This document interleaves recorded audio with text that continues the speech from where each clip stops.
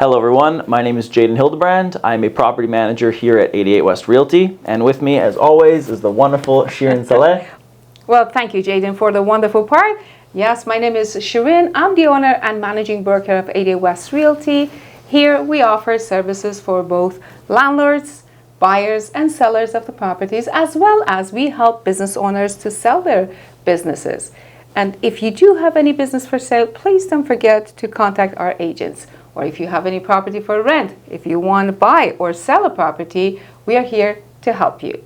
Now, today we are going to dive into a very important topic of the difference between rentals agreements versus license, which is discussed at RTB policy guideline number 9. Am I correct? Yes, it is number 9. So, Jaden, let's start with talking about the differences between these two, or maybe if you can define or give us some examples. Well, the difference is a license to occupy is just a permission granted to use a property for a certain amount of time. But under the RTA, there aren't the similar rights as a tenant who has a lease agreement. Under a license to occupy, the owner can revoke it at any time. The owner can come by and check the property. It's very different from actually a lease agreement. An example of this would be a short-term rentals or a rental of a parking space, or even roommates in one unit. Could we say that our Airbnb also is part of the Yes, that is the short-term rental part of that. Oh, I see. So that's the reason that any short-term rentals are not covered by RTA? Yes, exactly. So in case that there is a dispute between, I don't know whether to call it tenant, no, we shouldn't call tenant, the occupant versus the landlord, then what should they do? Could they go to RTB? That would be more of a civil matter. The RTB doesn't cover. First, they would look at it to see if the agreement more closely resembled an actual lease agreement. Right. But if they find it to be just a license to occupy, the occupant has no rights through the RTA like a regular tenant does.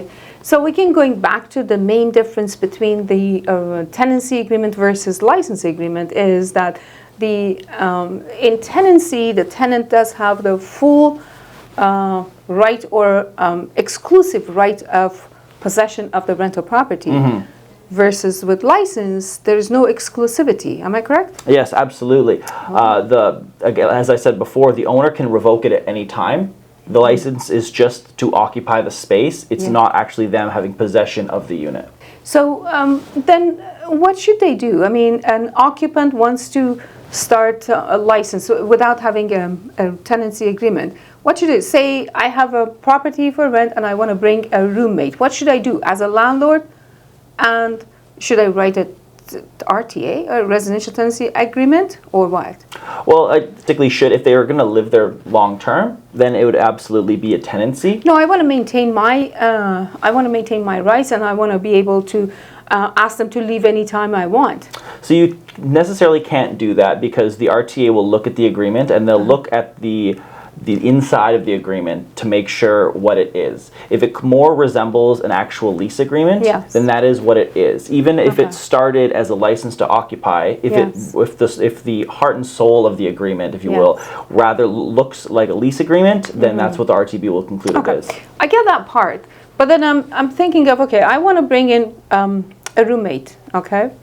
Well, and I'm seeing a lot of landlords are looking, or a lot of tenants also are looking to bring in a roommate because of financial crises are happening these days. Okay, so what should a tenant do? I want to bring in for 2 months, 1 month a roommate. Should I write just a simple agreement between us and do not use a rent tenancy agreement? But like actually to your question about you renting out a property, it's kind of, it would be hard to get someone long term with a license to occupy because it will look to the RTB like an actual lease agreement. Even if on paper, it's just a license to occupy, it's still the underlying terms would be more in line with a lease agreement. So a question now, as we see more room sharing is happening more and more now, and we are here to give advice to landlords and the tenants as well. Of course.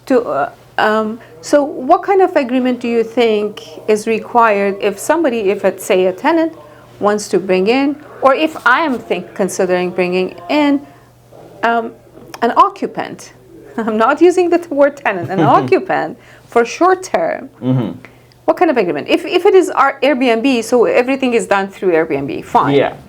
If I'm running the show, what kind of agreement should I have? You'd come up with you'd be more granting them a license to occupy. Okay. Which is just, that's like the general thing for when you're having somebody there for a short period of time or anything like that.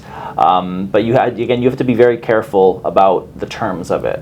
Just to recap, the main differences between the tenancy agreement as well as a license agreement is that the tenant does not have the full possession of or exclusive possession of the rental property. Am I correct? Yes, for the license to occupy, they do not control or have exclusive possession of it. Yes.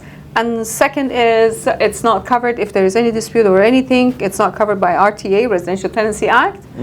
And then the third one is, so since it is not covered, if the landlord wants to ask the tenant or the occupant to leave, then they should not follow the rules of notice to vacate, those kind of Yeah, they can revoke it at any time. They don't need to give any notice or any period. They can end it whenever they would like to. And if in case that there is a dispute, then they have to go to... Yeah, that would be more considered civil. Yes. The RTB would probably take a look at it just to make sure it is, in fact, the license to occupy. Oh, okay. Well, thank you. I believe this video is very useful and helpful, especially during these times. And then looking forward to our next episode. And stay tuned. Sure.